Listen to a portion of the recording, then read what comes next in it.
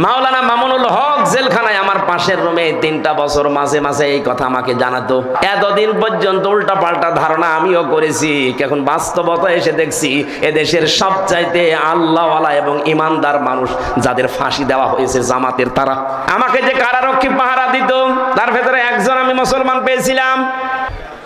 আমাকে যে কারারক্ষী পাহারা দিত তার ভেতরে একজন আমি মুসলমান পেয়েছিলাম। কুতুবউদ্দিন, রাজবাড়িতে বাড়ি।